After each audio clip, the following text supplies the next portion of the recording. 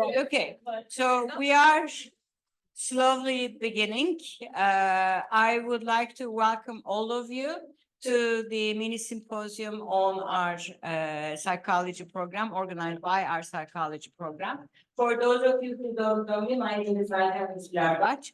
I'm the current dean of Faculty of Arts and Social Sciences. I'm not a psychologist. I am an IR person. So everything you discuss here today, I have no clue about it. So it's going to be a new for me as well. I'd like to thank our coordinator of the symposium, Emre Hoca, Gül Hoca, and Özlem Hoca, who is our distinguished research fellow for all their work. We are delighted to have our visitors, Ayşe, Üskül, and Thomas from Sussex and Chicago. We are looking forward to your discussions. So I know you don't want to, you don't want to listen to me, but one of the things that I would just like to remind you is that our psychology program at Sabancı is our most recent program. We started the undergraduate program in 2014, thanks to Çağla Hocam's, intensive work.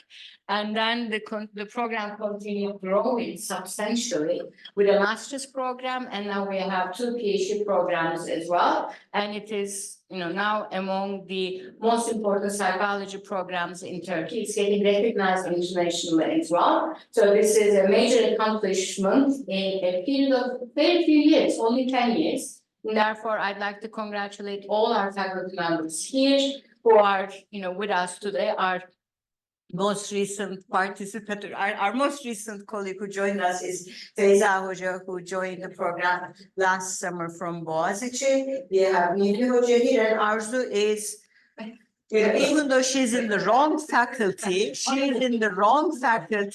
is part of us as as an honorary faculty of us. So we all have our program faculty members, UNCO, and our grad students, undergrad students, all of whom are here today contributing to this wonderful symposium. So I will turn the floor, give the word to Özlem Hoca, our distinguished research fellow, who we are honored to have with us every year now. And her contributions, it's very few days she's here, but every time she is with us, it makes a significant impact. And we are really, really thankful for that. Thank you, Özlem Hocam. Thanks for coming in. Thank you. And this is your mic. Hi, everybody. For those of you who don't know me, my name is Özlem Ayduk, and I am a Boğaziçi graduate, and I'm currently a faculty member at UC Berkeley in the psychology department. And as Meltem Hoca already told you, I have been part of the Sabancı's Distinguished Fellowship Program, and in my role as a fellow with Emre and Gül, we have started these mini symposium, sometimes we call it workshop, mini talk, mini workshop series. Now, this is the 3rd installment of that series. The first one was an in-person meeting in this room in December 22. It was on emotion regulation, and we had Maya Tamir and Iris Mouse as our guest speakers.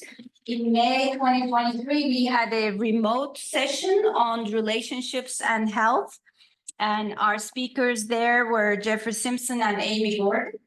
And today is the 3rd session, or the 3rd installment. And our theme broadly is on cultural psychology.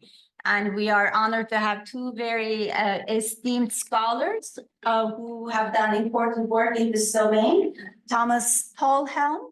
How did I say that? You got it. I passed. Okay. And Ayşe, that one was easy. Okay. For a change, yes. So we're going to have a kind of split this session into 2 halves. In the first half, Thomas will first tell us about his data.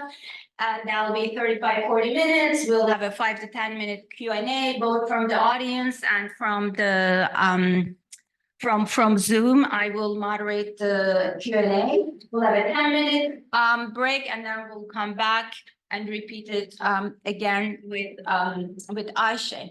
So before I turn the mic to Thomas, let me tell you a little bit about him.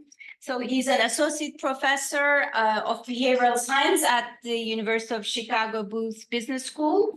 He received his PhD from the University of Virginia in 2015, has lived in China for 7 years. I was drilling him about his experience there in various roles on and off, not continuously, I believe, as a freelance journalist, Fulbright scholar, etc.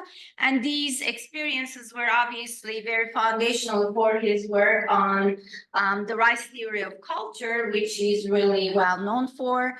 The theory argues that because rice agriculture depends on a lot of coordinated, complex irrigation systems, and many more man hours than wheat agriculture, people who are engaged in growing rice tend to be, so what is it? They coordinate their interdependent, they coordinate their behaviors with one another. People living in the north of China cultivating wheat relatively are, less so.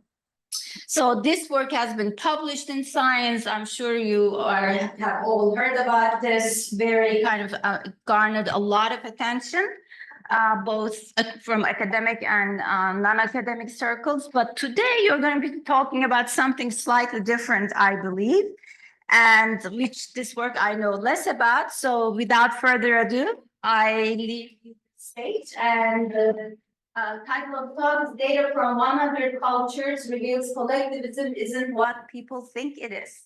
Thank you.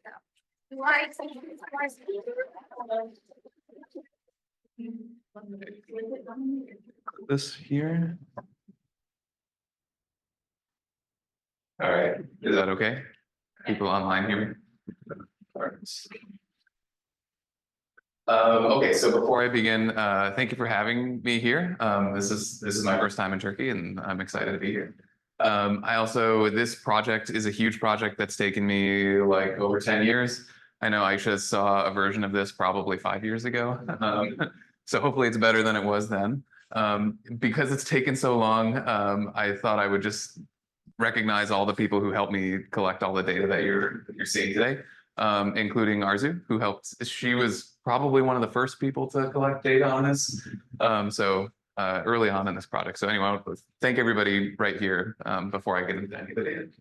All right, so okay, I want to tell a little story about this study. And it starts when I was an undergrad studying at Michigan. So I was at the University of Michigan, and there I am wearing the shirt to prove it. And because I was there, I think I was fortunate as somebody who was interested in culture. I was fortunate because there's a lot of cultural psychologists at the University of Michigan. It's a total accident. It's just where I grew up.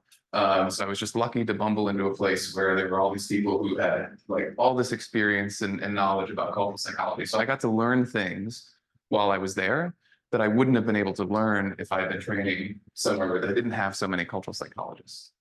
And so one of the things that they taught me was an open secret in the field. I call it open because I'll show you some citations that were published already. So, it was out there.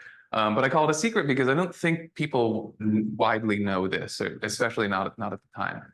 That open secret that they taught me was that self-report scales don't work across cultures. So they taught me not to use these self-report scales.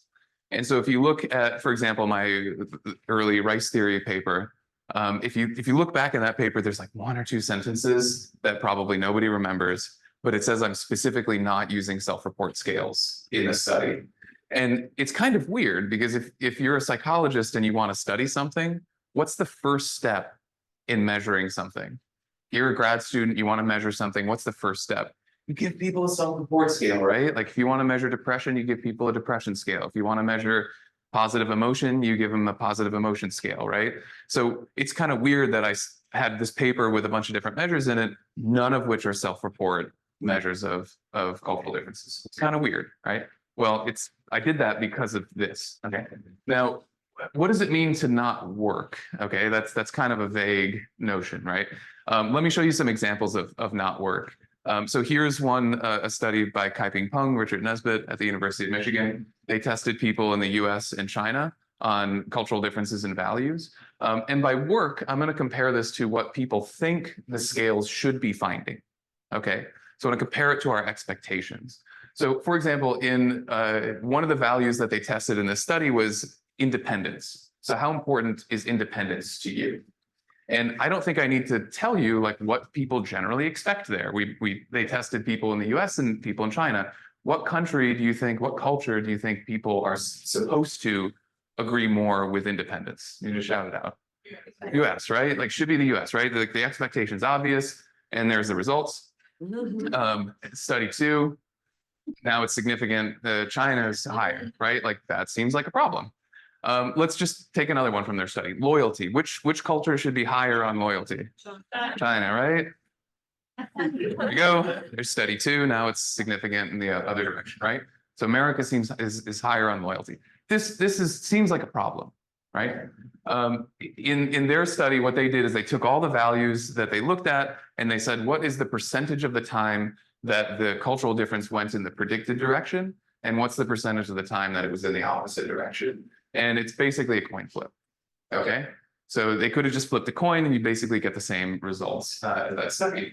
Here's just another example. This one's Shinobu Kitayama, who was at Michigan. He gave people a scale to measure interdependence across cultures. So here's the US, UK, Germany. What goes here?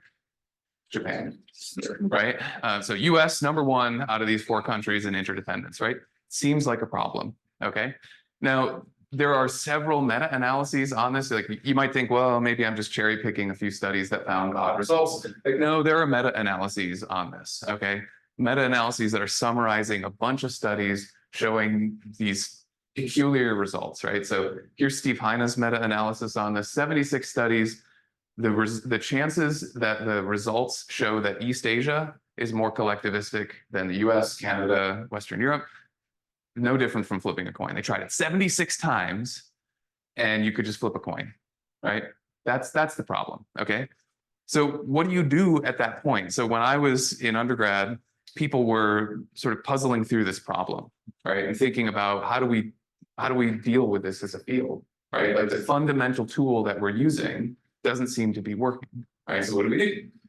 One is you could just reject our expectations. You could say like, well, maybe everybody's wrong about this idea that East Asia should be more collectivistic than the US, right? Like if we're scientists, we should follow the data. The data is telling us that we're wrong, so let's just do that. These are the only 2 citations I could find where anybody makes that argument. Basically, I don't meet many people who want to make that argument, okay? Like most people that I meet are still convinced that there is some cultural difference out there corresponding to something like what people think. So most of the field didn't go in that direction. Instead, most of the field went in this direction, which is to say, it's probably a problem with our tools, okay? Like our microscopes have some sort of problem with them, and we got to fix that microscope, okay? So let me just show you a few examples of what the problem with the microscope could be. So self-report's a flawed method to measure cultural differences.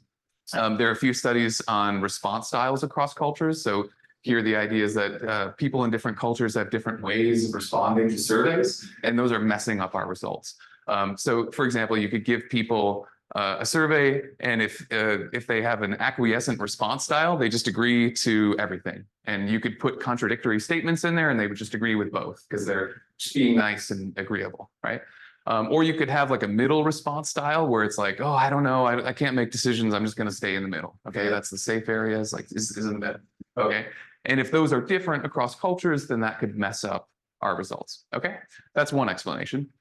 Kai-Ping Peng's explanation in his paper that I showed you before is that the questions are too abstract. So when he shows you these items about like how important is independence to you, maybe people are imagining really different things in different countries, right? So if we're just writing these abstract words and expecting people across a bunch of different countries to understand these in the exact same way, maybe that's the problem, okay? Steve Heine has a paper on the reference group effect. I won't go into this in a whole lot of detail, but the idea is that we implicitly compare ourselves to people around us, and that can mess up our ratings. Like we as psychologists are trying to compare people across cultures, but people are implicitly comparing themselves within their culture, and that could be a problem. Okay, I want to notice though, tell you something. Have you noticed something in the field of cultural psychology? I feel like this sort of went unsaid over the last 10 or 15 years, but the field kind of changed without ever really issuing a document or formal pronouncement. But if you look at the scales that are the new scales in the last 10, 15 years, that people talk about the most, and people are maybe the most excited about. Have you ever noticed anything about those scales? So like Michelle Gelfand has the tightness looseness scale, and that scale is really different from old scales. What's different about it? Well, it has items like people in this country almost always comply with social norms.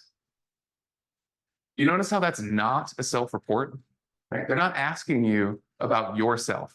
They're not rating. It's not I comply with norms. It's the people around me comply with norms, right? Here's another example. The relational mobility scale is one that's fairly recent and fairly popular. And just so we know that I'm not like accusing other people of something bad, like I'm on this paper too. And so in this study, like we tested relational mobility around the world, and in it we have items like it is easy for them to meet new people. Again, we're not asking people to rate themselves. Instead, people are using what we could call culture report. So it's not self-report, it's culture report. Okay. So this, again, this is an important thing that we've done as a field. A lot of researchers now use these scales. And I see this as a reaction to all those problems that I showed you before. Like that's a solution to those problems. If you think that self-report is problematic, well, this gets around that, right? But I want to argue that there's problems with that, right? If we give up self-report, maybe problem isn't the right word, but at least there are costs. If we give up self-report, we're sacrificing some things, okay? For one, we might be just measuring people's pluralistic ignorance, right? People, maybe nobody, personally has this value or goal, but they think everybody else around them does. And so it'll be difficult to pull those apart if we only ask people about what they think other people think, okay? And second, we lose the ability to measure individual differences. I can't tell you how many times I've seen papers that take the relational mobility scale and then put it in like a mediation model at the individual level. They treat it like a self-report scale, even though it is not a self-report measure, right? And sometimes it works and then it gets published and everybody just pretends it's a self-report scale. Sometimes it doesn't work and then we probably just don't hear about those studies. But I think sometimes we want to measure individual differences, right? So here's an example from that relational mobility study. So we had 16,000 people across 39 cultures. It's a lot of people, right? And relational mobility, so the ability to meet new people and choose who you're friends with, it seems like that should depend on things like demographic differences, right? And with 16,000 people, we sure have enough statistical power to find those differences, right? Well, how about something like age? Not significant. 16,000 people, age not significant. People socioeconomic status, not significant. Okay. Now, I mean, that's good, right? I mean, that's good because we're asking people to report on their culture, not on themselves. And the fact that it's not related to their individual characteristics, it makes sense, right? Because we're not asking them about themselves. So good. Maybe they're actually reporting something about their culture and not themselves. So that's good. But realize that we've sacrificed something, right? We've now sacrificed the ability to measure those individual differences. Now, just to show you a contrast, these are other things that we measured, and we did ask them about themselves in this one. And so if you look for demographic differences in all these self-reports, you find a lot of them. Okay, so it's not something weird about the sample or whatever. It's just that when you ask people about their culture, you lose the ability to measure individual differences, at least sometimes, right? Okay. I want to tell you that I want to argue that all of those methodological critiques, they have some evidence for them. So I'm not rejecting response style. I'm not rejecting the idea that scales are too abstract and all of that. But instead, I think they missed the more fundamental problem of what was going on. I think the more fundamental problem was what was in our heads. Okay, let me lay that out. So what do we think about when we think about collectivism or interdependence? One nice way to answer this question is to go to Google and then do an image search. Just type in collectivism, do an image search, and what images pop up when you search for collectivism? Well, I did that, and this is what I found. Stuff like this, right? So we have like a Chinese propaganda poster. We have these like this office culture here with all their hands in there, like these puzzle pieces fitting together. We have Spock telling us about the virtues of socialism, right? What's going on in these pictures? Like, what is this telling us? Right? What is this telling us that people have associations with collectivism? We have things like prioritizing everybody over the individual, right? We have these people who are super friendly and smiley, right? Like, look at those broad smiles. You also notice that if you look carefully, these are all three people from different walks of life. So we have a soldier, we have a laborer, so this guy presumably works at a factory, and this person is presumably a farmer. So these are not people who would know each other, right? They live in different areas, they have different jobs, they work for different work units. These people would not know each other, but they hold hands because they're on the same team, right? That's collectivism. That's an image that we have of collectivism, okay? I want to argue that we have a mix of two different types of intuitions. If you ask people about collectivism, or if you think about collectivism, I want to argue that we have two types of intuitions. On one side, we have the warm, fuzzy collectivism, what I call it. And I think that's mostly those pictures that I just showed you, okay? These are things like positive emotions, being nice, those broad smiles on those people, right? That's the warm, fuzzy. It extends near and far, like the farmer and the factory worker. We're all the same, right? It's about sharing and non-competition. You have that sort of socialism element, and sort of like non-competition that goes with that. On the other side, I think we also have intuitions about what I call responsibilism. Maybe after today, I can convince one person in this room to start using this word. It rolls off the tongue, responsibilism. Here's what responsibilism is. It's behavior over emotions, right? It emphasizes concrete actions rather than how I think about you, how I feel about you, my representation of you in my head. Like what's more important is what I do, okay? What we do, all right? Warm fuzzy is not required. It's not everybody near and far, but instead it's tight known others. It's the people close to me, right, that I interact with a lot. It's not about sharing a non-competition, but instead it's roles, relationships, and duties. One way I like to say this is it's kind of the not fun parts of collectivism, okay? So sometimes I'll tell my students, like, if you're imagining collectivism and it seems like it's not a lot of fun, you're probably right, right? You're probably close, right? And then competition's okay. Actually, like around the world, if you correlate collectivism with measures of people's endorsement of competition, they're actually positively correlated. Just seems like a paradox. All right. What I want to argue is that the classic scales that psychologists have used to measure collectivism mix those two intuitions. So we have some of the left, we have some of the right, and then you get messy results. And that's why. Okay. So let's look at the most cited, or one of the most cited collectivism scales, the singular scale. It has items like, I feel good when I cooperate with others, right? What's going on here? We've got the warm fuzzy here about feeling good. And then we have others. Sorry, my highlighting is a little bit off. Others, right? It doesn't matter who it is. They're just people. Yeah, I feel good when I cooperate with people. Do I know them? That doesn't matter, right? It's others, right? So that's warm fuzzy collectivism right there, right in the scale, okay? Here's another one. The well-being of my coworkers is important to me, right? Again, we have the niceness, we have the caring. Coworkers is maybe a little bit closer because it's theoretically somebody in my organization. What I'm going to argue is that that's not enough, right? In a lot of modern companies, you have a lot of coworkers. I don't necessarily care about somebody that I've never met before, right? So I think that's actually not close enough, right? Coworker, not close enough. Here's another one. Some people emphasize winning. I'm not one of them. It's important to maintain harmony within my group, right? Like you can feel the warm emotions in these. All right. I want to show you some evidence that people still hold this intuition. And by people, I mean at least psychologists. So I surveyed published researchers in the Journal of Cross-Cultural Psychology. So I emailed everybody who published an article in a particular year.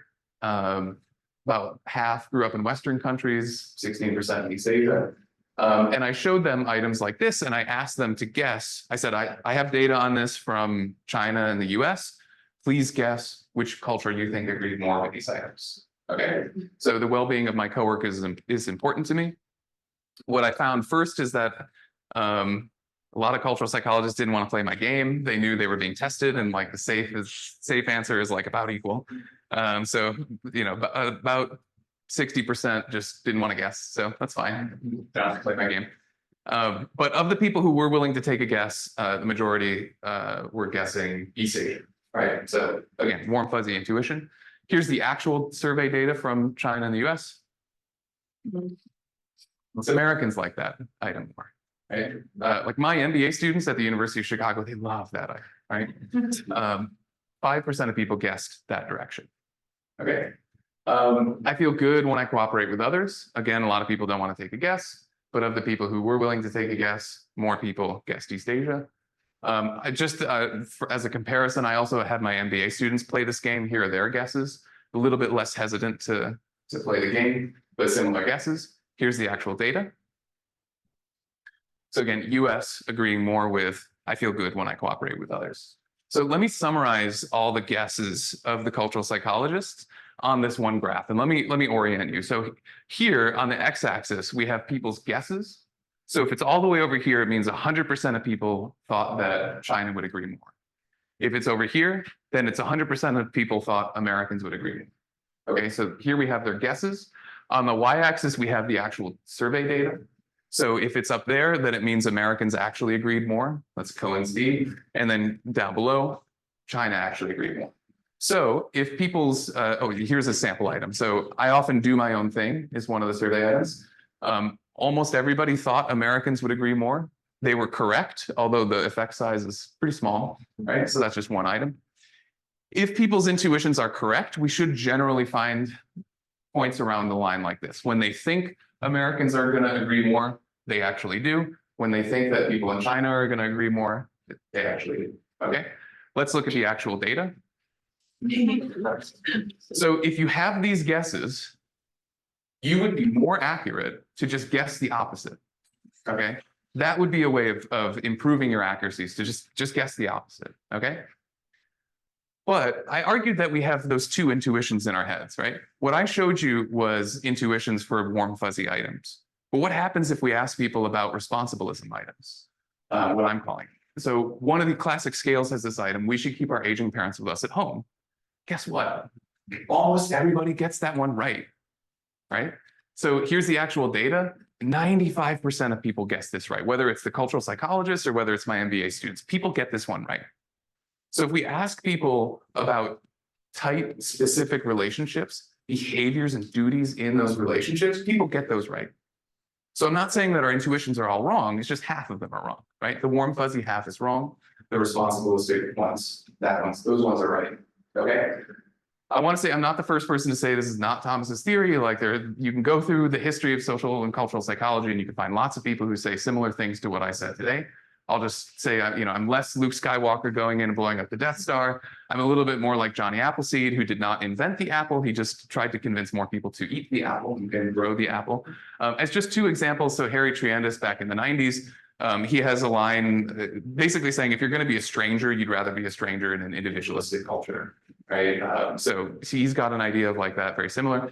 You can also think of like Brewer and Gardner's work on relational versus like group collectivism. I think that's pretty similar to what I'm talking about here. So this is not like Thomas invented this thing. It's just, I'm just trying to correct something that, a mistake that we keep making, put it that way. So what I'm going to propose is that we don't have to give up self-report scales. We can still use self-report scales. But if we use items, if we create new items to measure responsibilism, they'll work. Okay. So that's what I did. I created 27 questions. I liked Kai Ping Peng's suggestion to use concrete scenarios so that we're all on the same page. So I really tried to define the situation, relationship, and I'm contrasting those warm fuzzies with the responsibilities. Also, when doing this, I created the scale in both Chinese and English from the start. I think too often we have a sort of an English-centric bias in psychology. So a scale gets created in English, and then I don't care if it's bad, sounds bad in your language or hard to translate, like just whatever, deal with it, right? And so to make that at least a little bit better, I created it in the two languages that I know first, and I would translate. So I'd write it in English because that's easier for me, and then I translate it into Chinese. And if it felt weird in Chinese, then I would change the English. Okay, until I got to something that sounded natural in both languages. Now, Chinese and English are very different languages, but they're not everything. This isn't perfect. I wish I had done it in 5 languages or 10 languages, but it's a start. Yeah, so if you do it that way, so here's the singlest scale item. I often do my own thing. They even put the quotes in the original, which is like a bad sign, right? Like you know, if you have to put something in quotes, it's going to be hard to translate to other languages. I think if you were going to design a scale in multiple languages from the beginning, you wouldn't choose items like that. And instead, you'd probably end up with very concrete items, right? Like I do what I want to do is a lot easier to translate. All right, here's a sample item. So you're working in a company for 2 years. One day you meet a coworker you've never met before. You're working on a sales account that could be a big accomplishment. The coworker starts asking you about the account. The item is, I would feel comfortable telling this coworker about the account. So what am I doing here? I'm defining the situation. So where are you? Who is this person? And what's the specific behavior? Okay, so trying to be really concrete about all of these elements, right? Now, just to be clear, I think that people in responsibilistic culture should not agree with this item because you don't know this person, right? You don't have a duty to this person, right? And paradoxically, it's people in individualistic cultures that should be comfortable sharing details with somebody that they don't know closely. Here's another one. So you live in an apartment with 4 roommates that you didn't know before you moved in. One day, a friend of your roommate who you don't know comes over, several friends, and they don't have enough room. So they're like, hey, can my friend sleep in your room tonight? And the item is, I would happily agree. So guess who agrees more with this item, right? Like Americans. Cultural psychologists guess that people in East Asia agreed more with that. Americans agreed more than migrants. All right. So I tested this around the world. This is why it took me about a decade to do. 16,000 people in 100 cultures around the world. So everywhere you see in red here is a culture that was included in the study. 45 languages, like most psych studies, were a bit more female than male. College students across most of the samples. Let's do that. All right, one way to compare it is to, if you remember what Kai Ping Peng did, where he just said, what percentage of the items go in the predicted direction? So I took all 27 of those and just said, how often do they go in the predicted direction? I compared Michigan, where I went to undergrad, to China, where I collected data. Hey, it's better than 50%, right? 81% is better than 51%. Is it a potential confound of language or translation? I ran it again in Hong Kong, where people are comfortable in English. So now we're testing across cultures, same language, and again, seems to work.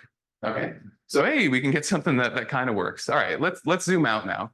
So I have all this data from around the world. I divided the world into 3 categories, very rough, simple categories: Western cultures, non-Western cultures like China and India, and in the middle we have what I call sometimes Western countries, countries that are hard to categorize, like Russia. Is it Western? Is it non-Western? I don't know. I'll just make it second category. Like Mexico, is it Western? Is it non-Western? I don't know. We'll just create another category. Okay. So to show you on the map, here are the Western countries as I categorize them. Here are the sometimes Western countries. I'm also including like Southern Europe. So we have like some evidence that places like Spain, Italy, and Greece are more collectivistic than like Germany and the UK. That's what I'm doing there. Latin America. And then here are the sort of clearly non-Western countries, cultures in my data set. So here are the differences between non-Western and Western countries. You can see those standard error bars are really small. So this difference, it's there, it's reliable. Where do the sometimes Western cultures score? Right in the middle, as you kind of expect. So that's nice. Here are the actual scores across cultures. So you can see broadly, it's like Latin America, Africa, Asia is more responsibilistic. Europe, North America, Australia, New Zealand, less responsibilistic. You can zoom in onto Europe and you can see differences within Europe. So you've got like Germany, France, UK, Norway that are more responsibilistic. Eastern Europe, less. Turkey, not surprisingly less. Spain, so more responsibilistic. All right, is this really different from other scales? I mean, am I reinventing the wheel here? I'm going to answer this a few ways. So I took the most cited collectivism scales and I gave those to a subsample of individuals. So in this, we're just going to be comparing individual level correlations. And here's how all the different scales correlate with responsibilism. On average, it's slightly negative, meaning that like on average, they're actually disagreeing with each other at the individual level. You can also do this at the cultural level. So instead of comparing individuals' responses, we can have the average across different cultures. So I took Kuba Chris has data from 35 cultures. I added the next 4. with data from 50 cultures, which are these cultures that I'm showing you here. And then we calculated means for those 5 scales across all these cultures. And here's how they correlate at the culture level. And again, we find a negative average correlation. So on average, responsibilism and the previous scales are going in the opposite direction. Okay. But is this real? Is this actually measuring something that we should be calling collectivism? So I looked at relationships of this with different behaviors across countries. So there was a study a few years ago of lost wallets. So people dropped wallets in a bunch of different countries, tracked how many of them were returned. The warm fuzzy prediction is pretty obvious, right? If we think of collectivism as just being nice, we should find more wallets returned in collectivistic cultures. But the responsibilism prediction, I think, is also pretty clear that, like, wait a second, that's a stranger, right? It's not somebody I have a duty or a responsibility to. Here's the actual data. It's pretty clear. There was a fun study that the economists did on parking tickets at the United Nations. So UN headquarters is in Manhattan, right? Parking is notoriously difficult. Diplomats for many years had diplomatic immunity, so they knew that they could get parking tickets and didn't have to pay them, right? And so researchers tallied up the parking tickets for different countries' diplomats, right? So here we have so parking tickets. The warm fuzzy prediction is like, if you're just super nice, then you don't rack up the parking tickets. The responsibilism prediction is like, wait a second. So who's the person that's suffering if I get a parking ticket? Is it my friend? Is it my family? No, right? Who is it? It's the system, it's the stranger, it's the next guy to come along in their car, right? And who's benefiting? My guess is that most of these diplomats are not driving their own cars, right? And so it could even be the driver benefiting the diplomat, right? So it's probably a favor that's taken at the cost of somebody that you don't know. And that's indeed what the data seems to show. That's a log scale, by the way. So like Kuwait is up there at like log 5, almost log 6. That's a lot of parking tickets. There's also researchers who calculated a global collectivism index. This is things like divorce rates, 3-generation households, so like grandparents, parents, and kids all living together. And here's how responsibilism correlates with that. There's also a study that was done on what they call the passenger dilemma. So this asks you to imagine, it says, you're a passenger in a car, your friend's driving, and your friend hits somebody and the person dies. Now, if you testify in court that your friend was going under the speed limit, your friend will not get punished. But if you tell the truth and say that your friend was going over the speed limit, your friend will get punished very harshly. And the question is, it's not I would lie for my friend. The question is, my friend has the right to expect me to lie in court. And that's what we find, right? So this is that duty to the close friend, right? All right. How does responsibilism predict compared to those classic scales? So I took 7 markers of collectivism, like the ones that I've been showing you so far, calculated the average correlation between responsibilism and those markers. And then I did the same thing with the classic collectivism scales that I showed you before. If they're correlating in the correct direction, they're going to be in the green. If they're correlating in the wrong direction, we're going to see them in the red. So wrong direction would be like higher collectivism scores are predicting less lying for the friend. Okay, that would be the wrong direction. Here's how they score. So we see responsibilism predicting these behaviors in the direction that makes sense. The 2 single scales, not bad. And then we have 3 other scales predicting on average in the wrong direction. Right, which makes sense with the fact that responsibilism often was correlating negatively with these other scales. Okay, can these scales detect east-west differences? So here's one collectivism scale, U.S. scoring higher than China. Here's another one, U.S. is higher than China. Another one, same pattern. Another one, same pattern. Another one, about the same. And then here's responsibilism. So even that classic east-west difference that was so difficult to find, it's like we can find it with this scale, we can't with the other scales. Okay, sort of replicating that. Maybe this is just something about East Asia. So I took the correlations of, I just made a variable that's just 1, 2, 3, right? So each country gets a 1, 2, or 3. And then here's how those scales correlate with those cultural differences. So responsibilism correlates highly with the West, non-West differences. some of the other scales significantly in the opposite direction. So these scales are showing that Western cultures are more collectivistic. Okay, that's what these are showing. Okay. Finally, I want to argue that, okay, even if you don't care about national culture, I think there are insights that might be of interest to you. So there are differences within cultures on this. So the northern US is known to be more individualistic than the South. And so I took my northern site at Michigan and compared it to two southern sites right here and find similar differences. Italy has that classic like South-North distinction. The South is sort of the mafia associated one. The North is sort of the more Western Europe associated one. I don't have a ton of data, so this is kind of speculative from Italy, but at least it seems in that direction where people from the South are scoring higher. Of course, I had to talk about rice and wheat. So here's rice-wheat differences within China. Socioeconomic status. So I tested students at the University of Illinois in Chicago, which is a much more economically diverse university in Chicago. And we find that in this more economically diverse school, people score higher. I also asked whether those scales could detect social class differences. So I asked, of those 16,000 people around the world, I asked them to rate their own social class. Responsibilism is negative, meaning that people of higher social class are less responsibilistic. The other scales, mostly positive on average. So they're showing the opposite relationship, okay? Finally, I want to leave you with politics. So psychologists have disagreed about whether we should think of conservatism or liberalism, at least in the United States, as more collectivistic or individualistic. So for example, there's this paper which goes through so many things about conservatism that seem to make it collectivistic, like it's associated with strong groups like churches and the military, which seem collectivistic. But then the author says, like, well, but liberals support welfare, which seems collectivistic, so I don't know, right? And to me, it's like, well, hang on, welfare is an anonymous system, right? Is welfare helping, is it you helping your family?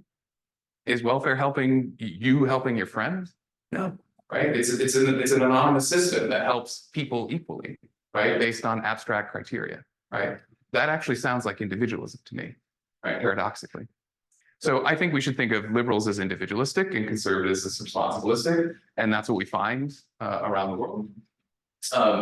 The different scales, so responsibilism is positively correlated with conservatism on the scale. The classic collectivism scales on average negative, so they're finding the opposite pattern. This reminds me of previous research on liberal conservative differences on identification with different social groups. So here's liberal conservative identification with their community. So that's pretty close. Country, conservatives higher, and then world. Right. So liberals are identifying more with the world, conservatives identifying more with closer social groups. Sounds like responsibilism to me. Another study asked people their loving feelings towards different relationships in their life. So romantic partner, high across the board, everybody feels high loving feelings towards them. Conservatives report more loving feeling towards their family than liberals. Friends, liberals a little bit higher. My favorite category is generic others. How much do you love generic others, right? Essentially strangers or people around the world. And liberals much higher on that, right?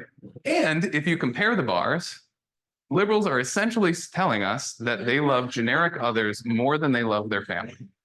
Now, it's a little unfair of me to say that, and there is no item in the scale that says I love the generic others more than my family. But you can see the responsibilism here, right? One group is emphasizing the far more than the near, and the other one's emphasizing the near more than the far. Okay. So what I hope to have left you with is a few things. One, I think it is possible to measure cultural differences without giving up self-report. Right? We can still use culture report, not saying we can't use culture report, but we don't have to throw self-report out. Second, our scales and our intuitions mix the warm fuzzy and the tight tie responsibilism. So beware, right? I think we all have those dueling intuitions in our head. So if you're ever thinking about cultural differences or trying to predict the results of a study, remember that we might be relying on these two different intuitions, and one of us will lead us astray. And I think the other will lead us in the right direction. And finally, this might be useful outside of traditional cultures, so like politics, social class, things like that. There are several, I think, enduring questions. One I'll just pull out of this. Are those warm fuzzy scales figments of our imagination? I would say no. those warm fuzzy scales, they do predict things. So just as one random example, it's not like a particularly important example, but they found that, like, for example, the Singulus scale correlated with people's reactions to being socially excluded. So it does predict things. It's just not predicting the cultural differences that are there, right? So these scales are measuring something. They're just not measuring collectivism as instantiated by cultural differences around the world. Okay? Thank you for listening.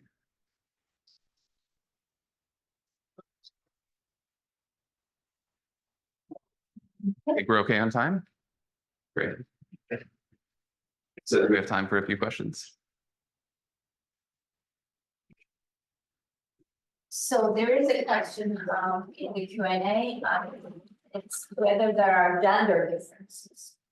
Does it map onto? Yeah, that's a good question. I don't have a firm answer. In general, I think women score higher on this than men, but this seems to differ across cultures in my data set. So for example, like the politics or the social class, more or less similar across cultures. So like conservatism is correlated with responsibilism in most cultures, but not all. But gender differences seem to really be more variable across cultures. And I don't have a good explanation for that. But I think one nice thing that might come out of this data set is we've got 100 cultures, we've got 16,000 people, we have a lot of demographics about people. There's so much to explore in this, right? All those different items, right? Like one fun thing would be to do like put random slopes on like gender across cultures and see if we could explain why it's positive in some cultures and negative in some other cultures. There's also like there's a fun thing that there's an argument out there that, for example, social class. So in America, higher social class equals more individualistic. There's some evidence that in Japan it's actually flipped. So people of higher social class are less individualistic. And so there's some argument out there for the idea that it's not that like social status just inevitably pushes people towards individualism. It's that it pushes people maybe towards the cultural ideal. Okay. And the ideal in the US is individualistic. The ideal in Japan is relying on other people or being responsive to other people. And so you could also test that with data like this. So I think that'd be a neat thing to test in this data. Hello, thank you for coming here and this wonderful presentation. First of all, I was wondering, like you said that you classified countries into 3 categories, as I understand. And I wonder how you did this. Is it based on your like intuitions or any data? Yeah. So what I did is I started with Huntington's classifications. So Huntington has like these classifications of. Jump into that question as well, because I think there might be some interdisciplinary differences. Huntington defines Turkey as a torn country, not as non-West, but you put Turkey into non-West. Yeah. Yes. So I was wondering if Turkey was going to come up today. I should have done more homework about my Turkey data here. So yeah, so I started with Huntington as sort of like a baseline. And then I tried to come up with some way of trying to make it a little bit less subjective. And so, for example, like Eastern Europe and Western Europe is like, where do you draw the line there? That seemed like really difficult to me. And so what I ended up doing was using the greatest extent of the Soviet Union as a demarcation of Eastern versus Western Europe. Like, I'm not going to die for that demarcation. To me, it's it's just something useful to do in the data. And it was a way of saying like, okay, let me use this political boundary as just a way that it's not me calling the shots. Like just let's call it a political boundary, right? Southern versus Northern Europe. I mean, I think you could easily put Spain, Italy, Portugal in with Northern and Western Europe, and I don't think it would be that different. But yeah, one interesting thing to come out of this though, so I have this tucked away in the supplemental materials in the paper. So you can put that category, so just the 1, 2, 3, into a regression and just say, what percentage of the variation around the world does that 1, 2, 3 explain, right? Nothing else, just a 1, 2, 3. And then let's run the same regression, and then let's just put dummy codes for every single culture. So now we're comparing 3 versus 100. Okay. And with 100 categories, we have to explain more variation than 3, right? But the interesting thing is, what's the difference between those two? How far apart are they? Are we talking like 2% of the variation versus like half the variation, right? And I wish I remember the specific statistic, but it's something like 25% versus 31%. It doesn't get you that much. Going from 3 to 100 doesn't get you that much, right? And 3 seems to get you a fair amount. So it seems to be getting us a decent amount. Now, is that papering over difference? Hell yeah.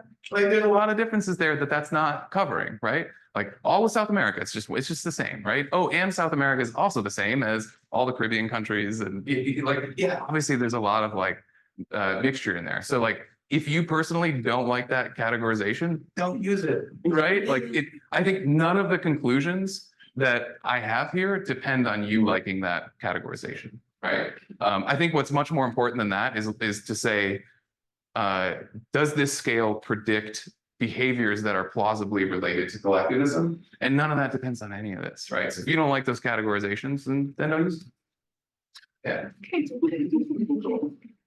Yeah, Taylor? Thank you very much for your presentation. I really enjoyed it.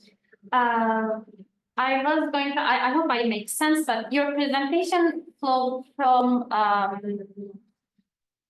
the discrepancy between traditional fuzzy collectivism and responsibility as being the optimal reason for why self-recourse doesn't work.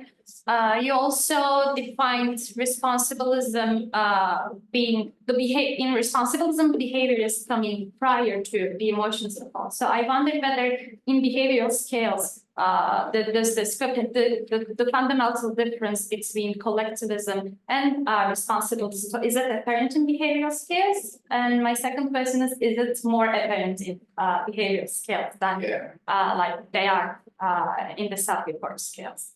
Yeah, if I could do this all over again, I might try to create questions that scale the different components that we're talking about, right?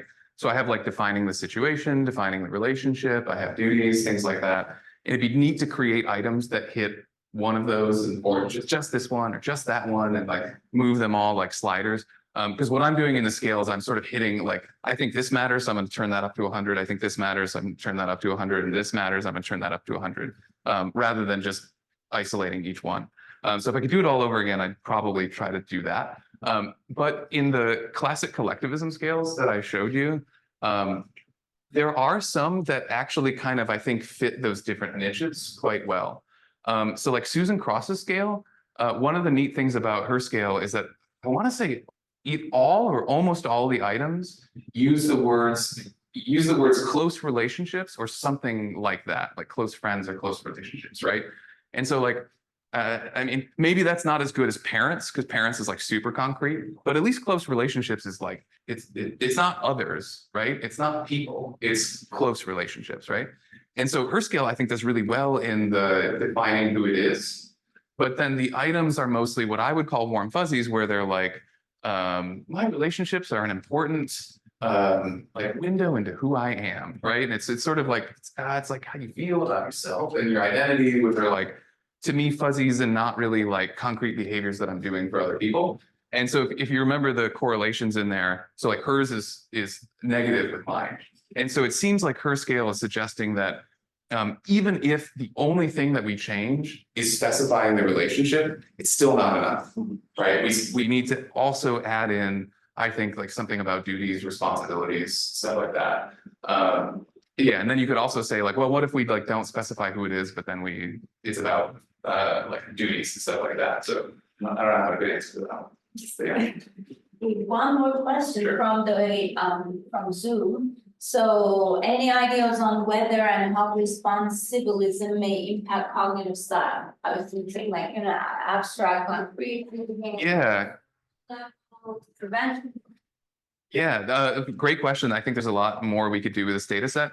I have subsamples of this that I gave the triad task, which is a measure of holistic versus analytic thought. So that's sort of like an east-west difference. And actually, one of the first steps that I did with this project that I didn't tell you guys about today back when I was in grad school, I had data for the single scale, so one of the early scales, and then I had this cultural thought style measure, and then I took them item by item, and said, are there any items that correlate in the right direction with cultural thought style, and then are there any items that correlate in the wrong direction? And what I found is basically the warm fuzzy versus the responsibilism distinction at the item level. So for example, people who agreed with we should keep our aging parents with us at home tended to think more holistically, and holistic thought's more common in East Asia. But people who agreed with like the well-being of my coworkers is important to me, they thought more holistically, right? And so already at that item level, what I was finding is this cultural difference in thought style was sort of giving us a window into which it has different relationships with the warm fuzzies versus the items that I thought were responsibilistic. And then in some of this data, I have that too. So responsibilism correlates positively with holistic thought. So there's a little bit of that, but I haven't looked at things like prevention focus, need for cognitive closure, might be another one. So, yeah. Last question from the audience, Mehmet? Yes, of course. Thank you very much. It was a fantastic talk. So your data being neatly shows that being responsibilistic is associated with not caring about strangers much. I was wondering about weak ties. So people we know, but we're not close to, Yeah. they get lumped together with strangers, or I mean, do they get slightly better treatment than strangers if you're responsible? Yeah, good question. First, I want to applaud the audience for being able to say responsibilism and responsibilistic because it's not easy. Trust me. So you guys have been doing a really good job with that. It's making me optimistic that like we'll get some traction here. To me, that's sort of an open question. So like when I wrote the scale, I have some items that are explicitly stranger. So like one of them's like you're walking on the street and a stranger starts talking to you, and it's like, okay, that's very clearly distant. And then I had some of those other items. I showed you the ones that I thought were sort of in the fun middle area of it's like it's a friend of your roommate, right? So it's like you don't know them, but there's a connection, or the coworker that you don't know. So it's like same group, but like you don't know them. And to me, like I don't know, the data could have showed me that actually people in collectivistic cultures treat those people favorably, but the data did not show that. And so what seems to really come out in the data is that it needs to be somebody that you know personally and have a tie to. So that seems to be the big thing. So those items with like coworkers in cultures that people generally see as collectivistic, they are not sharing information with that person, for example, and that seems pretty clear. But I do think there is I think there are ways that cultures can deal with that. So I think that so I teach negotiation at U Chicago and to my MBA students. And business deals are one of those weird situations where it's like, even if you're in a collectivistic culture, you need to deal with a stranger and like solve this problem together. And so I think cultures that aren't generally favorable towards strangers sometimes build cultural practices that help us deal with that. So one in China is like karaoke. Or like banquets, right? So you go out to karaoke or like a banquet with a stranger to kind of like quickly build that tie and then get people across the finish line to like accomplish the business deal. So I think cultures are adaptive like that. And I think cultures can create situations where you can kind of like bring somebody in quickly and then it's okay, right? So it's like, it's not hopeless if you're a stranger, right? Like I've been treated very well today as one example. So anyway, yeah, good question. Thank you so much.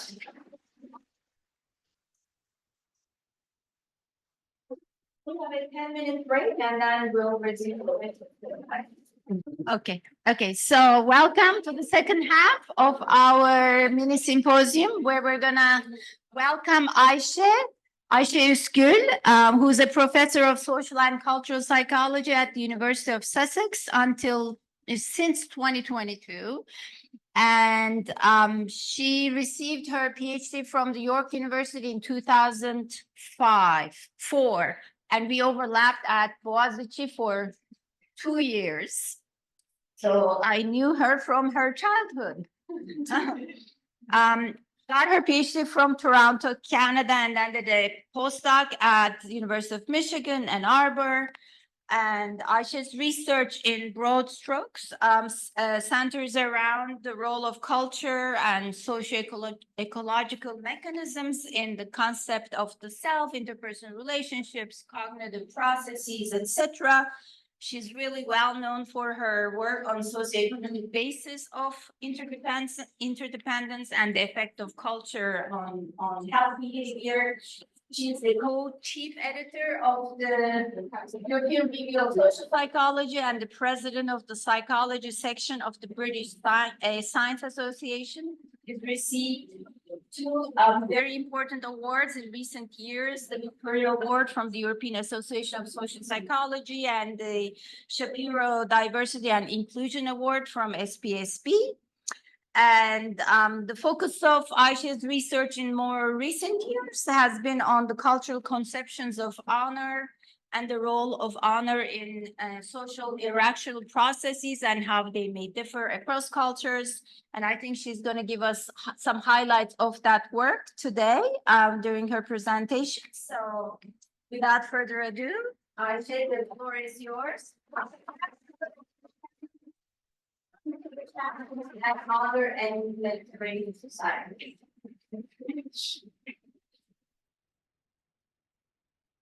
Feels as if we're on a ship.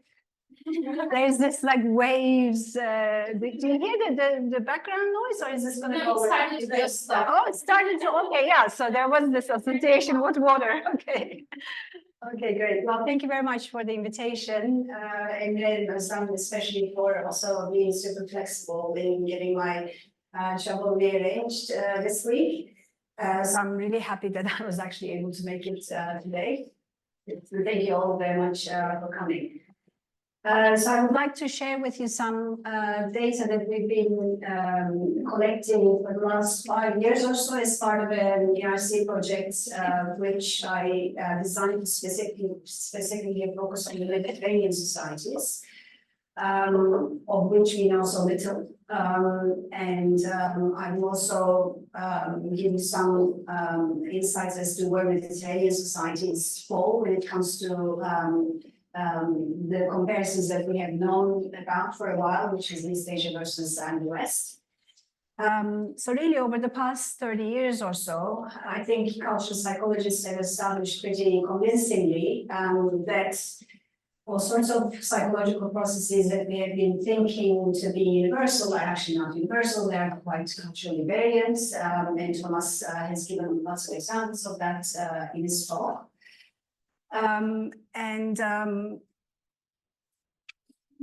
So it is always difficult to come after a talk where, you know, where things have been said before you. So I'm just trying to shift things a little bit in my head. So this body of evidence has really highlighted both the importance and the underrepresentation of diversity in psychological processes. But our knowledge has been primarily coming from East Asia and the West. And this literature has really shown us this independence versus interdependence kind of, you know, bipolar differences, showing that East Asians value things like harmony, relatedness, connectedness. They tend to construe themselves in more interdependent terms as embedded in social context. And they also tend to process information more holistically by, for example, attending relationships between objects in a visual field. In contrast, members of Western societies have been shown to value things like autonomy, self-direction. They tend to construe themselves in more independent terms, directed by internal processes such as traits, goals, preferences, and so on. And they also tend to process information more analytically by, for example, focusing on a main object in a visual field. So this East Asia versus and the West binary approach has made us, I think, assume that whatever we have learned from East Asia applies to the rest of the non-Western world, which actually consists of the majority of the world in Calci-Bashir's terms. So we really wanted to go beyond this binary approach, beyond this binary understanding of the world, and by introducing evidence from an under-researched region, which is the Mediterranean. So why did we choose to focus on the Mediterranean region, apart from the fact that I'm from here and I was interested in learning more about this region? I think the literature has started providing us with the theoretical tool that we thought could help us, which we could use to understand this region. So just to give you a little bit of an idea of this tripartite distinction between dignity, honor, and face, introduced by Leung and Cohen about a decade or so ago now. So they basically talked about this idea of cultural logics, which they define as coherent cultural constellations of shared beliefs, values, practices, and behaviors that are organized as a central theme, which then shape individuals' orientations on core psychological processes.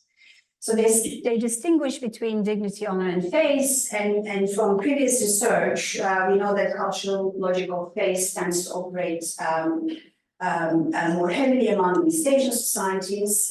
Cultural dignity operates more heavily in Western societies, and cultural honor operates more heavily in Latin American, Mediterranean, and potentially South Asian societies.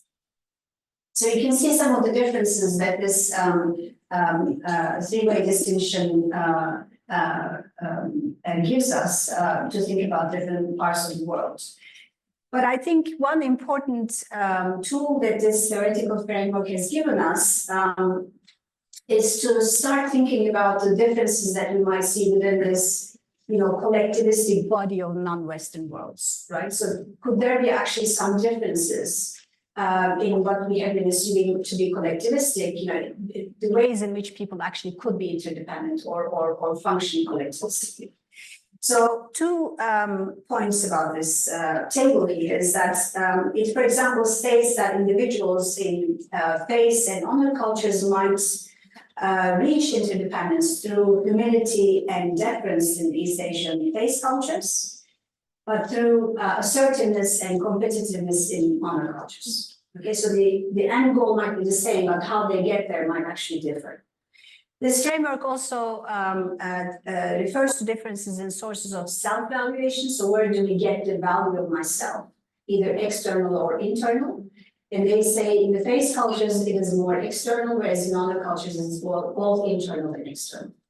So the point here is that it really gave us tools to think about, could we actually identify differences between different types of collectivisms, possibly?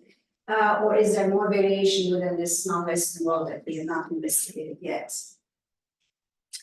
And the Mediterranean, why Mediterranean? Because we know from previous anthropological and social psychological research that Mediterranean societies tend to be societies where honor is a valued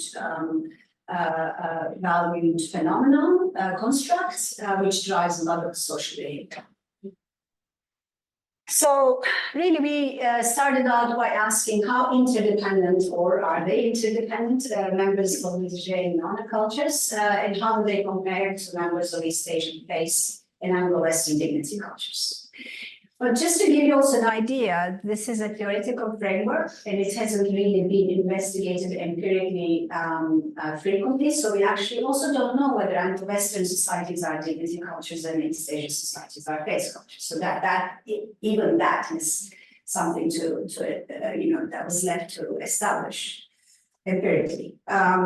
Okay, so I think this question is a timely question because luckily there's a lot of interest emerging in recent years within the cultural psychological literature where people started asking, well, is there actually some variation within the non-Western world when it comes to types of interdependencies, for example, people that might be experiencing?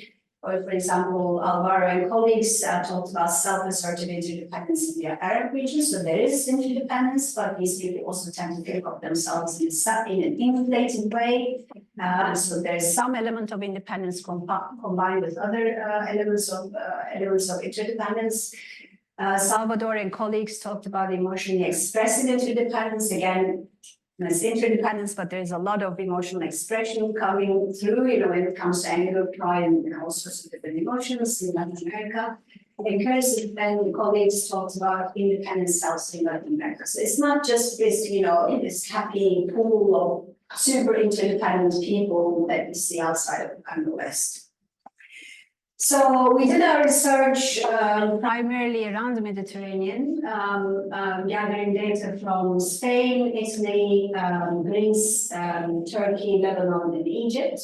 And we tried to get our data from parts of those countries where we thought we might be able to get at this concept of honor much more easily. So we didn't choose Athens, but we chose Crete, for example. We chose Granada over Madrid or Barcelona. So we also tried to gather data from places where anthropology gave us some idea about where might honor matter more. And we also wanted to anchor this new pool of knowledge within what we already know. That's why we also collected data from Korea and Japan, as well as the UK and the US. So I'm just going to talk about interdependence, independence, and social orientation and cognitive style, as well as self-construal first, and then move on to honor, dignity, phase. So we wanted to have a bunch of different measures. Both implicit and self-report measures. So just following up on Thomas's talk, I think cultural psychologists being dissatisfied with this idea that, self-construal measures in particular, but generally self-report measures are tainted with all sorts of biases and so on. How else can we measure people's orientation? And one approach to that problem was to come up with what people call implicit measures. So participants are given tasks where it's not readily clear to them that they are, for example, providing evidence or rating themselves in an interdependent way or an independent way. So, for example, in one task, people are given 10 situations that they have likely experienced in the past. They're watching a movie or talking with a friend, and then they will rate a bunch of emotions in that particular situation that they recall. How did they feel? And some of these emotions were socially engaging emotions, which connect people with other people, either negative or positive, so shame or connectedness feelings, for example. And some emotions were socially disengaging emotions, such as anger and pride, so they kind of disconnect people from each other, okay, so make them distant. And another task was social happiness bias. So we took these, the intensity of socially engaging and socially disengaging emotions and used them as a predictor of people's happiness. So what is a better predictor?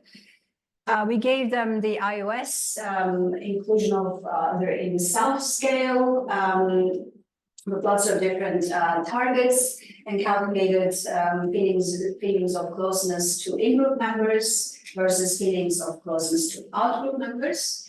And we also asked individuals to draw a sociogram where they draw a Venn diagram for themselves as well as for their friends. And we took the size of the self circle and looked at it in relation to the average size of the friend circles that they drew, to see whether they were actually drawing themselves bigger in comparison to the circles that they used to draw their friends.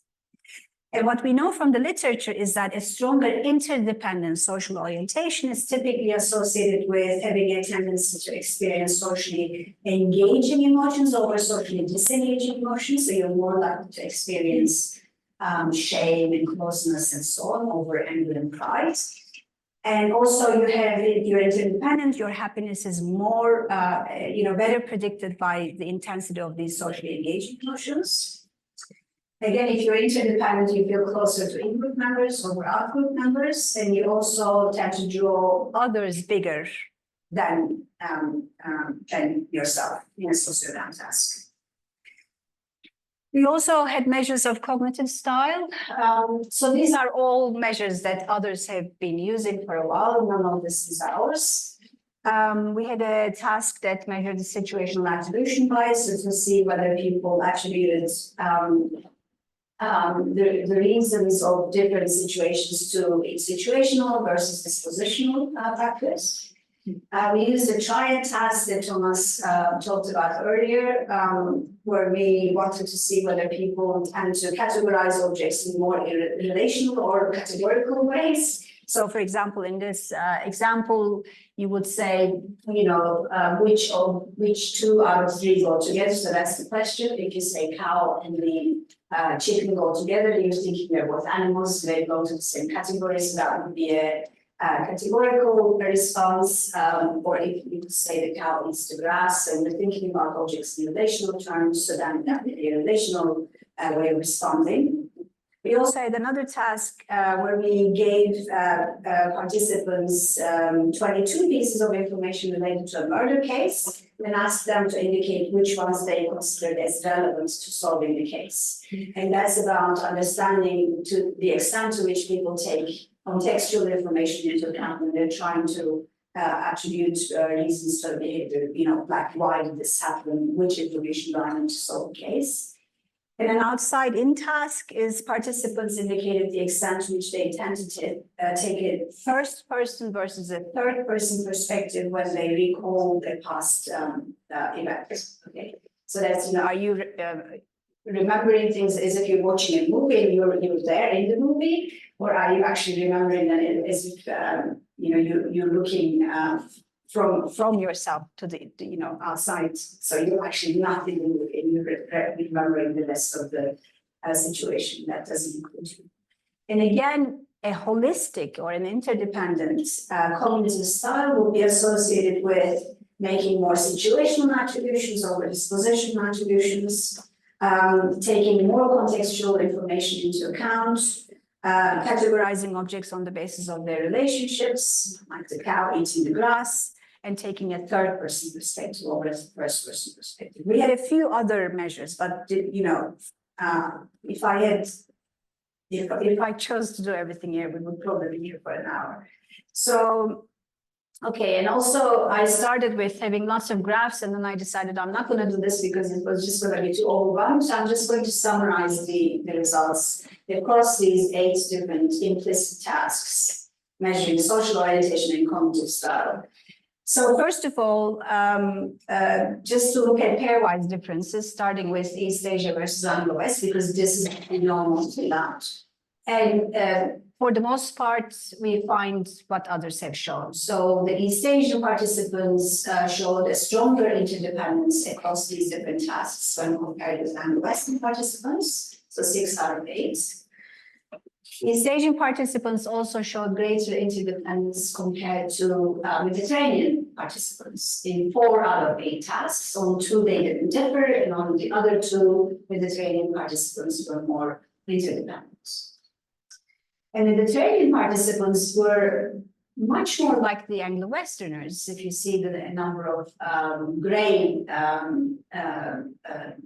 cells there, than they were to East Asian participants.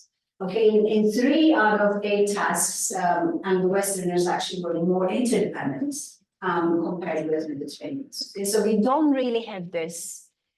East Asians and Mediterraneans are all interdependent across different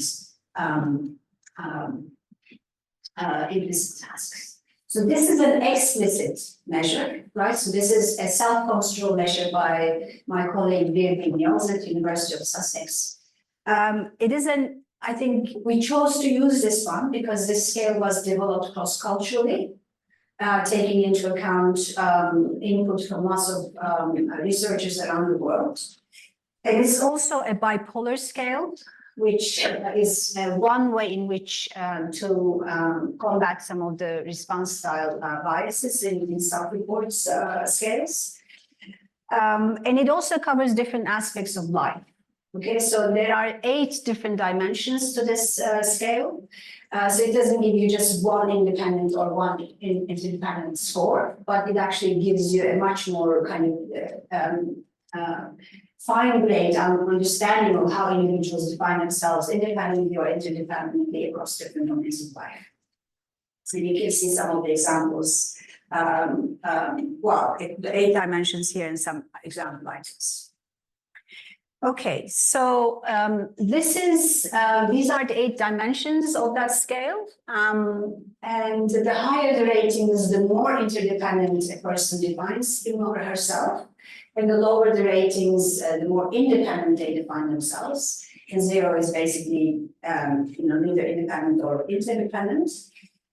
So what we see here is that across 8 dimensions of explicit self-construal, members of Mediterranean Societies show a largely independent profile, both in absolute and relative terms. So on average, they emphasize difference, self-direction, self-reliance, consistency, self-expression, and decontextualized self.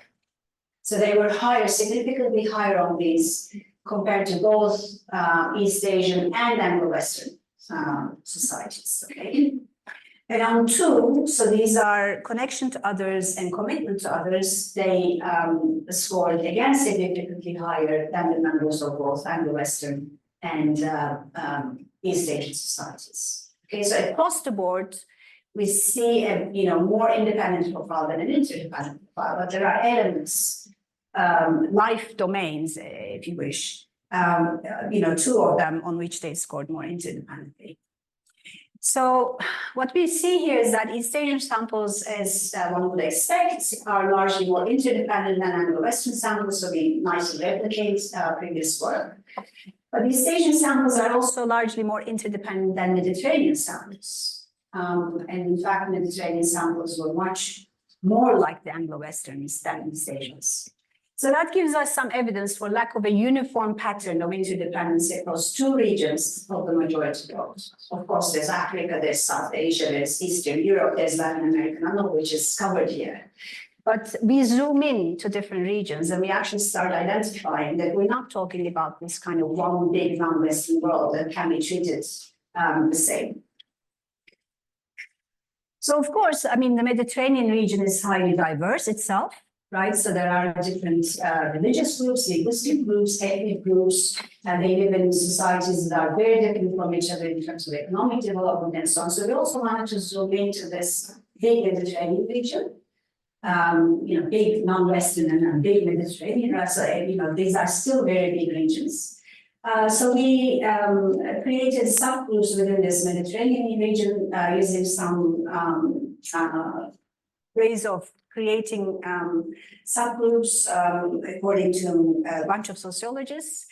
Along these basically categories were created along ethnic, linguistic, and religious lines. So we have Latin Europe here, Spanish and Latin, Italian samples. We have the Southeastern Europeans, the Greeks and the Greek Cypriots, and then we have the Middle Eastern and North African group with Turkey, Lebanon, Egypt.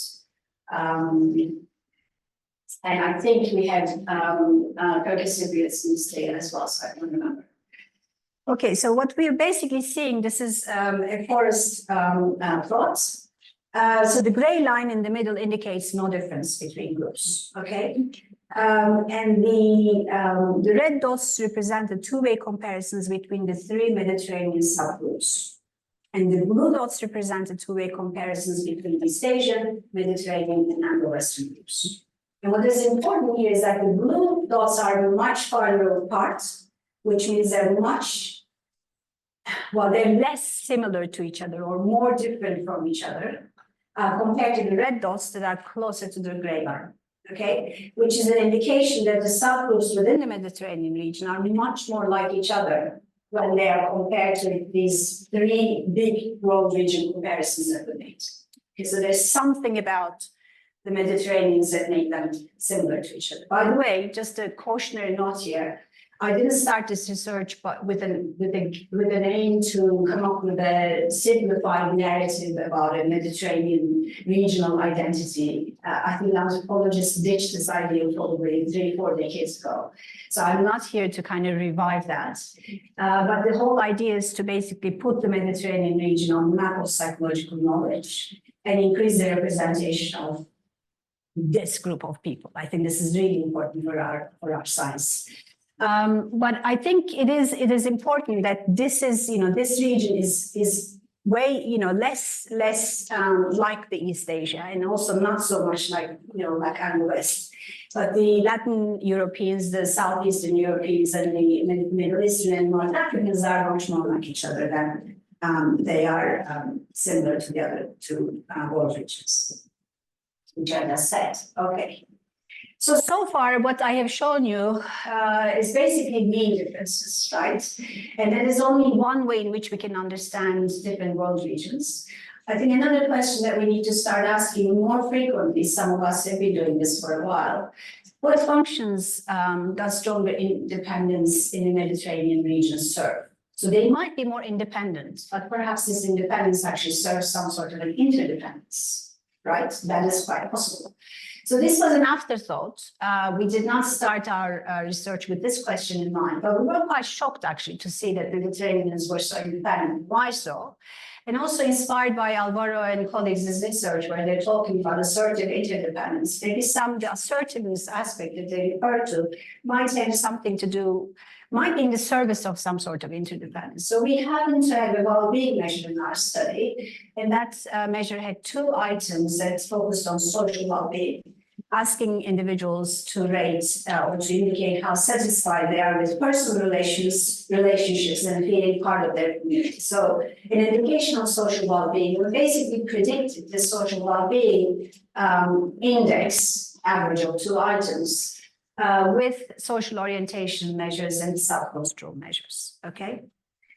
So what we basically saw across the three regions is that feeling close to your in-group, and defining yourself in connected ways and independent ways from others, as well as being consistent across different situations, significantly predicted social well-being. Okay, so there are no regional differences in the predictions across these four indicators. We also found that defining oneself as committed versus self-interested, so these are bipolar dimensions, remember, from Mini-Symposium scale, predicted social well-being among members of the Mediterranean as well as East Asian samples. Okay, so there here we see some similarity between the two collectivistic regions. And look at this here. So there are three additional independent indicators. So defining oneself as self-expressive, as self-directed, and also drawing yourself bigger. So having an inflated self significantly predicted and positively predicted social well-being. Okay, so we had a situation that in the Mediterranean sample, social well-being was predicted by a range of social and self-related indicators of interdependence and independence. All right. In contrast, with the exception of consistency, none of the indicators of independence emerged as a significant predictor of social well-being in the East Asian sample, for example. Okay.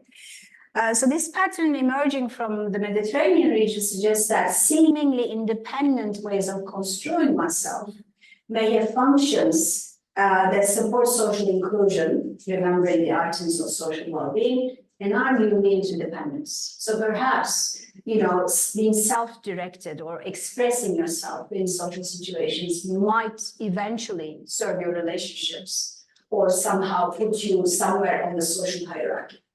Okay. So I think, I mean, I'm most excited about this finding, really, which was an afterthought, but I think it is something that we might want to dig into a little bit more. So it is important to consider in what psychological needs particular forms of independence and interdependence may serve before categorizing regions based on mean levels alone. I think that's something important to think of. Mean levels versus correlations, right? So what they give us, they might give us different insights. Okay, so far I've been making the assumption that Mediterranean is a known culture, generally speaking, but we actually started this work also asking the question, are they a known culture or not? So we measured societal perceptions as well as personal endorsement of honor, taste, and dignity cultural logics in these three regions. We used value measures as well as concern measures. I'm just going to talk about value measures today. It's a much simpler story to tell. Concerns are also very multifaceted, very complicated, but it is in a paper that is being revised at the moment, so hopefully we can read more about that in the future. Okay, so we asked people to rate honor values, face values, and dignity values. You can see the example items here. I just want to say one thing about dignity, because that's sometimes, we might associate some value attached to this. So we think about people as or ourselves as dignified people, and if we score low, this is actually not so. But I think dignity, the way Reverend Cohen is describing is that it can be captured by items like people should be true to themselves regardless of what others think. So it's really what matters is you and your ideas and your traits and your own opinions. You can basically not so much regard what other people think. So that's the gist of it.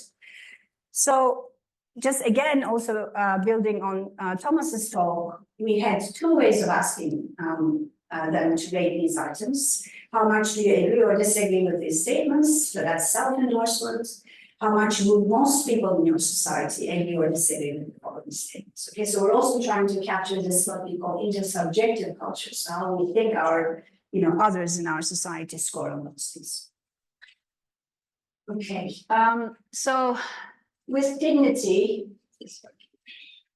right, no surprises here. So the Anglo-Western parties, so these are perceived societal values. It's how we perceive our society. Anglo-Westerns think that others actually value dignity quite a bit, and that's significantly more so than other societies. And look at East Asia. East Asian participants actually don't think that people in their society value dignity that much. But they do think that most people in their society value face, right? So again, and this is significantly higher than the other four regions. And here I'm giving a 5-region distinction. Okay? So we're here also looking at sub-regions within the Mediterranean. So this basically nicely captures what we have been thinking about East Asia and the West in terms of dignity and face. And when it comes to honor, perceived societal honor values, we see that the Middle East and North African societies think that most people in their society value honor. And that is, they are followed by Southeastern Europeans and Latin Europeans. Okay.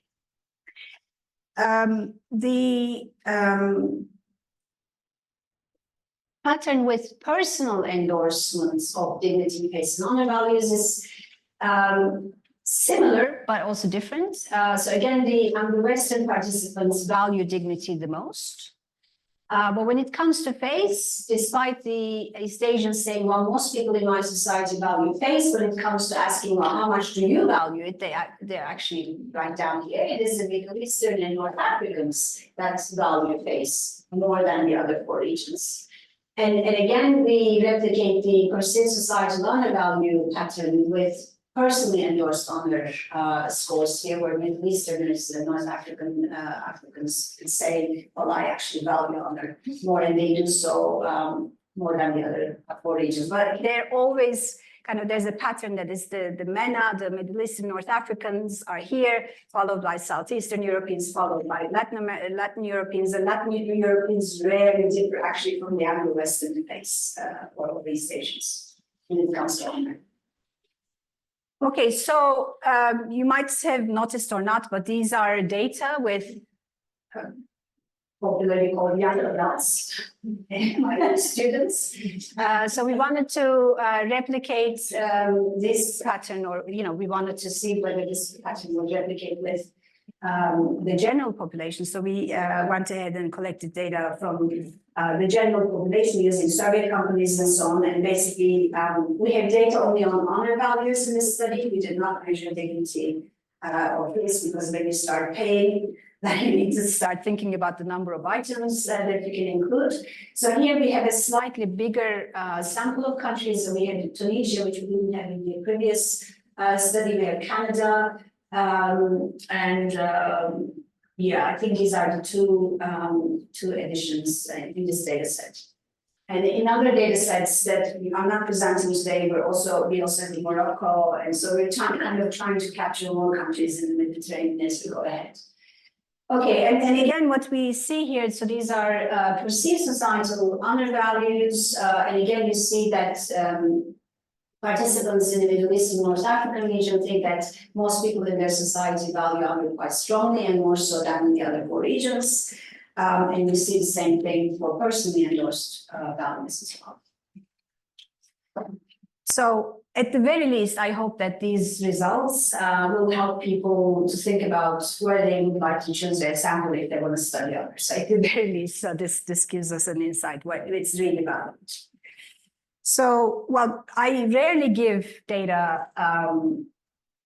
I usually present regional data, but I could not say anything about Turkey, given I'm here, because we have Turkey, and I think it's really interesting. I actually had not thought about it until yesterday on the plane when I was putting this together.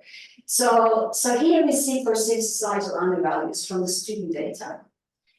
So in terms of, see, these are factor scores, okay? So these are not mean scores. Factor scores are nice because they give us some indication across different samples relative to each other, right? So, and the other nice thing that we wanted to do, and we managed to do it, we have a comparable number of men and women pretty much in every society. So we're also looking at gender data, because honor is cited gender, so we did not want to overlook that. So we basically see here all societies and divided by men and women. So we're actually treating them as different cultural groups in our multi-level modeling. So here you see in terms of perceived societal endorsement with dignity, they're low. They're quite high together with Japan and Korea when it comes to perceived societal endorsement of face. But they're also high here with Egypt and Lebanon when it comes to perceived societal endorsement of honor. So both face and honor seem to matter, or people think that most people in their society endorse honor and face, and they are almost like this very stereotypical image of Turkey between East and West, but they're between East Asia and the Middle East, right? So that's you know, the Asia part of it. The Mediterranean part of it seems to be really captured, I think, in this slide. So this is personally endorsed honor values, okay? And again, we see the same pattern here. They're low on dignity, but again, with Egypt and Lebanon, they're quite high, especially Turkish men. And also for, sorry, this is face. Yeah, but remember, when I showed face, for personally endorsed face, the Middle Eastern, North African sample, that was higher than even the East Asian. So that's basically this. You see this at the country level now. But they're also higher here with Egypt and Lebanon when it comes to perceived endorsement of honor. So these are, remember, students being asked, what do you think of most people in your society? And students are always, I think, interesting bunch in the sense that they don't really represent the rest of the society, whatever culture you go to. So we also wanted to see this in study 2. This is data from the larger population in every society. And here you see that it's actually not that high. So the Turkish male men are here when it comes to personal endorsement of honor, and Turkish women even lower than them. And perceived societal endorsement of honor, Turkish men are here and Turkish women are here. So they're not up high here, right? So when it comes to asking people from the larger generation, from the larger population, you see a slightly different pattern, but they are still not low, right? So they are somewhere in the middle. Okay. So we basically tried to map the prevalence of dignity, face, and honor values, and show the relative importance of dignity in Anglo-Western context and of face in East Asian context, especially when it comes to perceived societal values.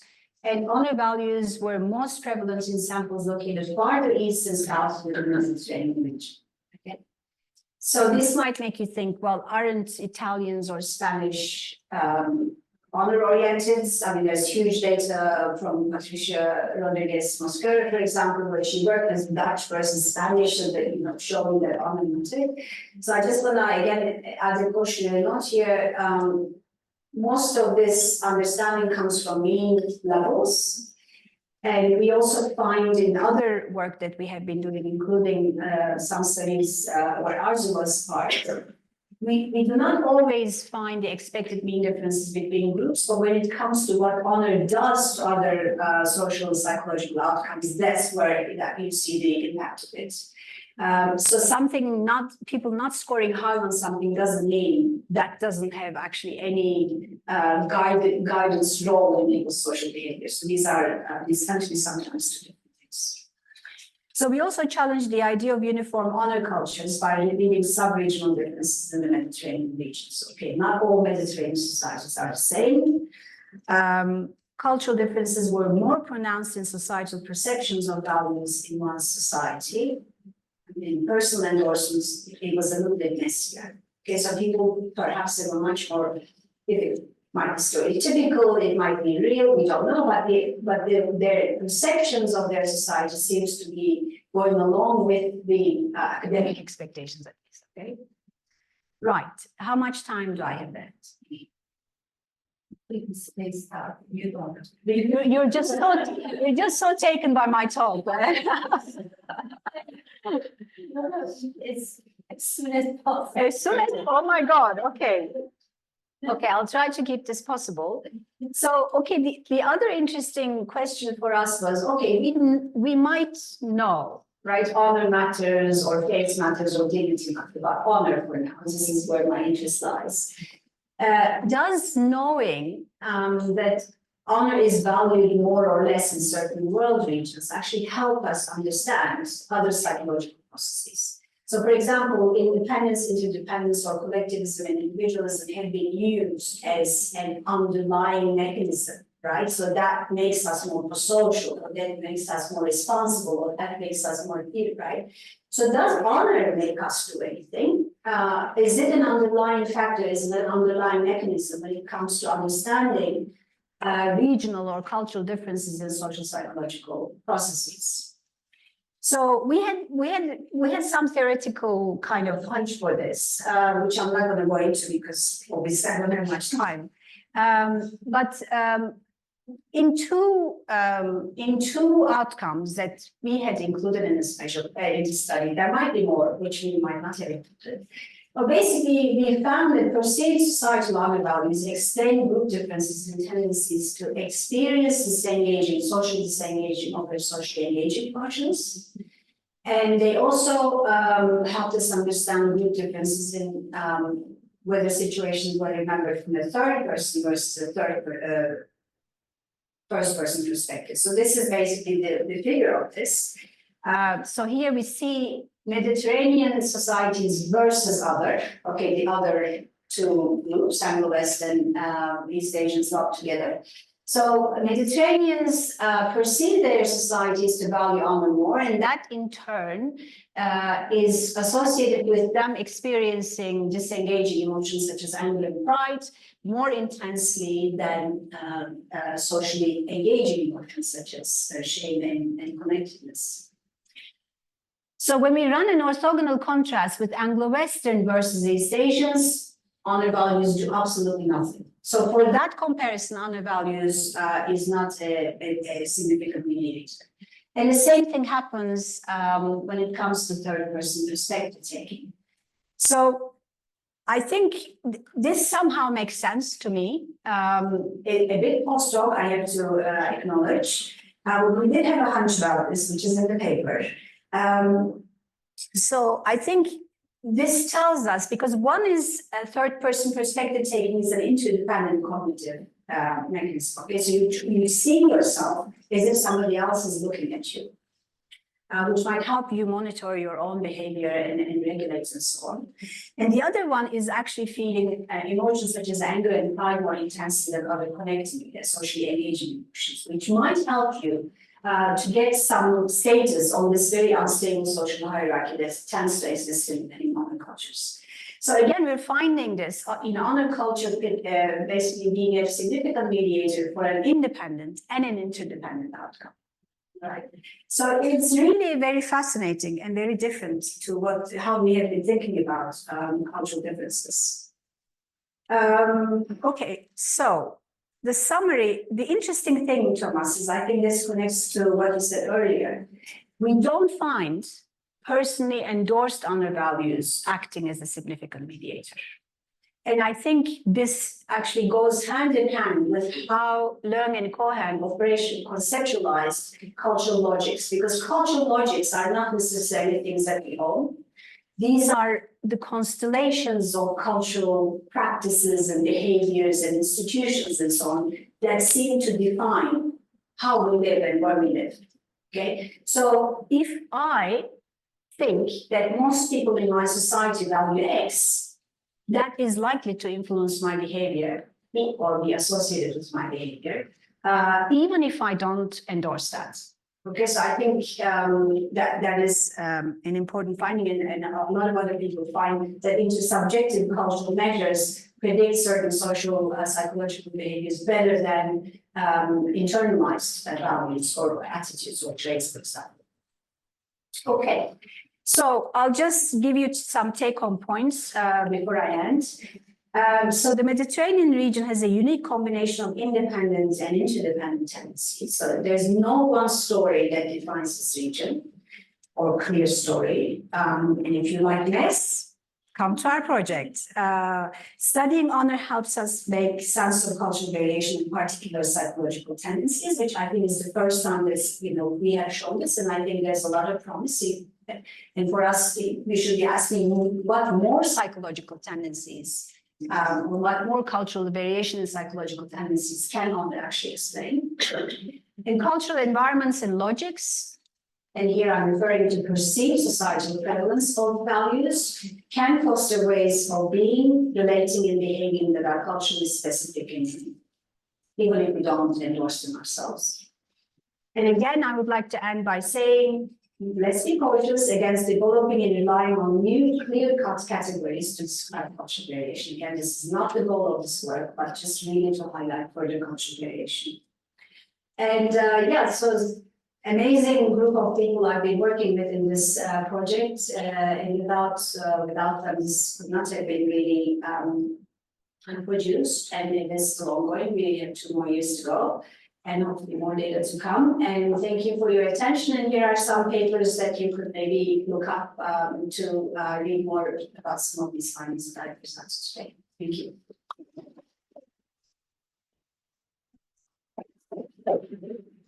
Okay, we have some time for questions. Awesome. Thank you. One of the fun things that I found in my studies, I didn't mention this earlier, but in the US and in Hong Kong, I had people rate themselves and then their culture for responsibilism. So I randomized people to that. And I found that for Americans, it basically didn't matter. They rated themselves the same as America, but for Hong Kong, it mattered.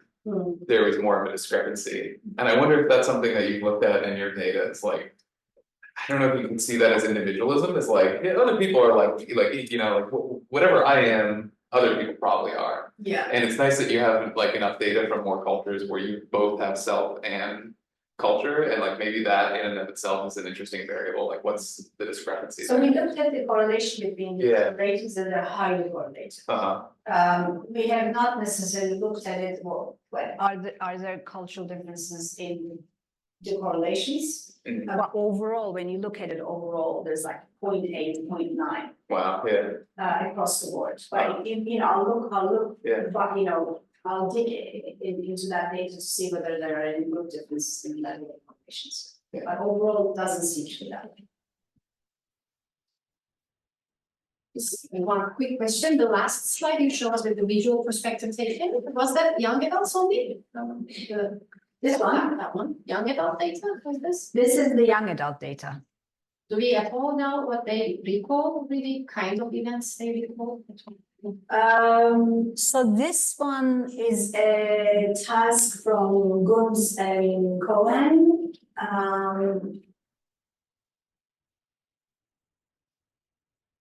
I think we asked them what they recalled. I have to go back. I believe this is the one where they remember. So they choose what they remember. I think that's the one. And then they rate. how they remembered. Yeah, yes. We might have asked them to write it down But we're working with 8 languages here. Usually we don't do much with open language data, but it is probably there. We are very much interested for some, be coding the content. Yeah, sure. Perspective from that. Yeah. It would be very interesting. Yeah. I'll check my memory. I think we asked them when they wrote it down, but if we have data, I'll get back to you. Yeah. On a similar note, I would like to ask whether have you ever come across studies that focused on honor versus shame aspect of being a queer individual? Because I'm familiar with your work thanks to childhood and language lectures, but I was thinking about this third person perspective, taking a perceived societal honor. But would you hypothesize for queer people in Mediterranean regions in terms of their perceived feelings of shame within the concept of this increased patterns of feeling perceived societal honor? Or have you ever come up with studies like that? Is that clear? Yeah, it's clear. I'm just trying to think whether we had any item, value item or concern item that Focused on shame specifically. I can't recall. I have to go back to what we asked, different studies in which we asked different things. I mean, shame is a very interesting emotion. I'm not an emotion researcher, but shame is usually talked about in, especially Kitayama's and colleagues' terms, as a socially engaging emotion. So you feel shame, and then that motivates you to do something about that incident. So and that helps you rebuild, repair your relationship with the other and so on. Whereas anger and pride doesn't work the same way, for example. And we find that actually the intensity of socially engaging emotions is higher in other cultures than the intensity of socially engaging emotions. So they're more likely to experience, at least in the context of the 10 situations that we gave them, they're more likely to experience these socially disengaging emotions over socially engaging emotions. So I'm not sure what that means in terms of the role of shame in these cultures, right? Maybe it is the situations that didn't capture shame. I'm sure that embarrassment and shame actually motivates a lot of the sometimes toxic behaviors that we see in other cultures, right? But I'm not sure to what extent we're able to capture this here. But there are studies out there that look at shame in the context of other cultures. Thank you. So there's one question from the audience on Zoom, and it's kind of like, I guess, pushing you towards more compartmentalization of even the Mediterranean region, and the comments like, Bolu is its own thing, What if you collected data from another city in Turkey? I mean, the same thing can be said about Spain. I mean, Sevilla is very different than Madrid, etc. So, do you have any thoughts on that? Well, this Bolu, Granada, Crete, that is study 1, right? So study 2 is it's all over the place. It's not, I wouldn't say representative, because I don't think any online study in any of these countries could possibly be representative. Because there are huge connection issues still in this part of the world. So we do replicate to a great extent the patterns that we see in the student sample in the second study, where we have data from the general population. So that's one answer to that question. And we also don't want to say that Bolu represents Turkey or Granada represents Spain. Clearly, no, I wouldn't make that claim. Just in my defense, all the textbooks in psychology are probably also Michigan and Stanford students. So to the extent that we start questioning that, I would like to welcome that question as well. Last question. Okay, so it's about the content of the other related situations. So maybe it's a similar question, but can we say that, or is there any on that, a close generation? So when we ask people what are the other affecting situations, or what could be the most important value in terms of honor, so they can give a close generation that might be some different answers. So do you think that there's a sharp, a different pattern with the new generation in terms of what affects your honor, for instance? We have a paper published on this. So we asked students. To give us situations in which they think would attack people's honor, and also situations that would enhance people's honor. But we did not. Well, I guess when you ask the question in that way, which is generic, you probably think as a participant of situations that would attack anybody's honor, right? Not necessarily your own, but you might imagine that if you insulted somebody's mother, that might impact their honor, right? But this might not be in your reality, but you might still know about these realities that other people experience, and you might produce that situation as a kind of a prototypical situation of an honor attack, right? But we have not done any study that would give us any insight into generational differences or what people might consider an honor attacking situation to be, or an honor enhancing. So we don't have that kind of generation. I think that when it comes to culture, there are a lot of things that we know of our culture, even though they may not necessarily define our own reality. That's why I think what we ask and how we ask really matters. Well, we have a paper in JCCP 2012 which exactly did that. So I don't know. I know. I just want to say yes. Generation differences. Yeah, no, that we don't know. Thank you. Okay, thank you so much.